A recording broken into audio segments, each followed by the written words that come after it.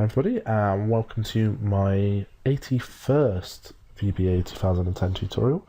And this tutorial is going to show you how to work with numbers in your SQL queries.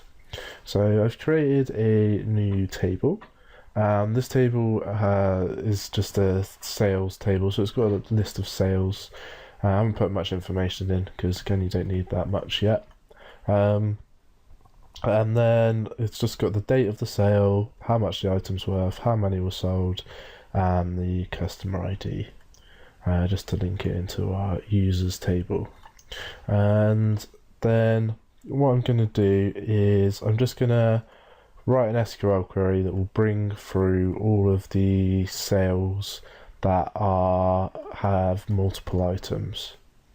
So let's go into our code and just clear out that and go into our VBA, and I'm going to create a new sub. So let's get rid of the one from the last tutorial. So sub, and I'm going to call it load multi-sales. And the first thing we're going to do is create our variables. So SQL string as string and dim rs as object. And then we are going to write our SQL string. So equals, and we start off the same as normal. So select, and then we want to select from our table, we want the sale date and the item value and the sale quantity. And in fact we just want all four of the fields, so customer ID. I could have just put in the star, but I'd probably still leave them like this anyway, just in case your table, say I want to change this field and move it over here, this is still going to work later on. So it's worth putting in the field names even if you are putting in all the fields. So from sales where, and then now we're going to do our comparison against our text field. So we just want to say whether or not it's greater than 1. So we just put in our sale underscore quantity and then greater than 1. And notice two things here. So where I've normally been using equals, I'm actually using the greater than sign. And similarly, you can use a less than sign, you can use a doesn't equal sign, you can use a less than or equal to sign, and greater than or equal to sign. So I'm going to use the less than, the greater than sign even, so let's get that right. The second thing to point out is that I haven't put in any apostrophes around the 1. So if you put apostrophes, it's going to treat it as a text field, which is not what we want to do because I've got a number field in here, or at least it should be. Let's just check that. Nope, I'll put it in as a text field, so let's just change that. So that's a number now. Save. This close. There we go, so that's now a number. So let's now continue with this. So this is going to give us, and let's just take these apostrophes out. So this is going to give us all the sales where there's more than one item being sold. So let's just finish this off. So let's put call connect database, which is the function that we created in tutorial 70 something. 1, I think was it, and then I think it was 71, yeah. And then we're going to create our record set. So set rs equals equals create object ADODB dot record set, and then rs dot open SQL str db count, and then I'm just going to put them out onto the screen. So for I equals 1 to rs dot record count, next I rs dot move next. So just repeating what we've done in the last few tutorials again, and then we will put with this workbook.sheets sheet 3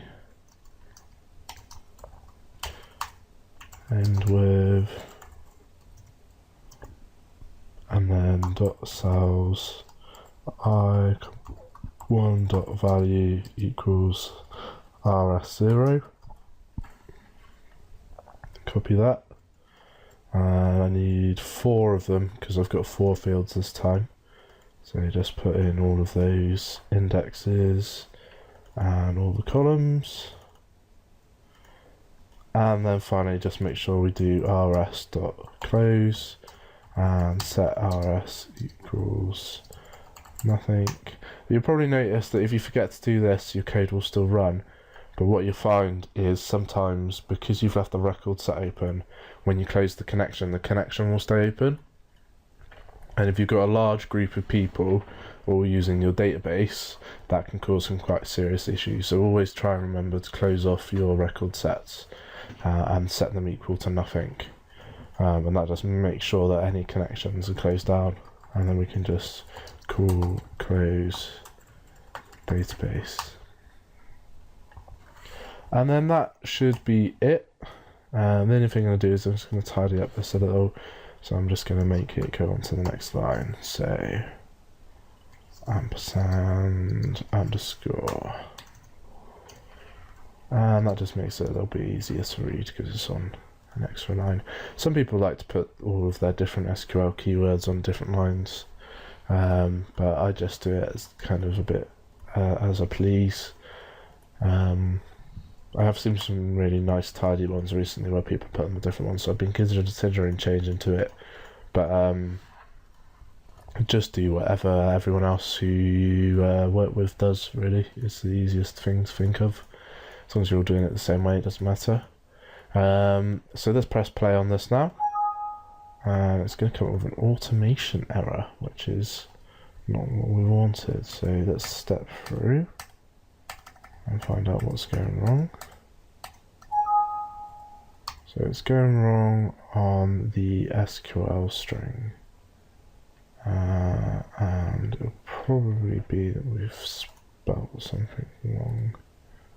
So sales,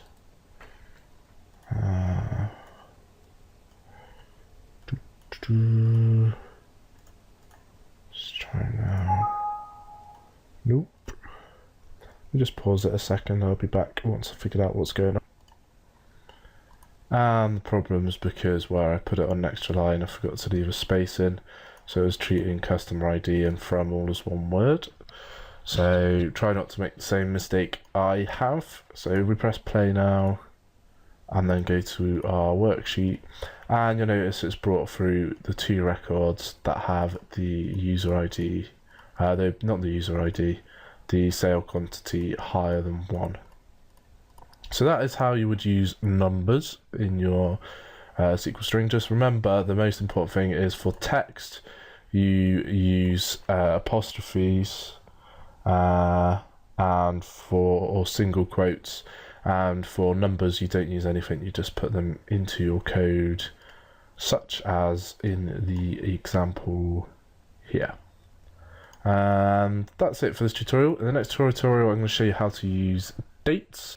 And just a reminder, if you do want to have all of this code or the database samples, if you just pop onto our website, yourprogrammernetwork.co.uk, it'll be in the link from the video, and just scroll down underneath any one of the videos and click on this download button. and you'll be able to get a zip with all of the samples in it, and it will look something like this, and you can have all the things like that. So feel free to download that, completely free. If you want to make a voluntary payment, then do, but otherwise don't worry about it. And yeah, so help yourself to them.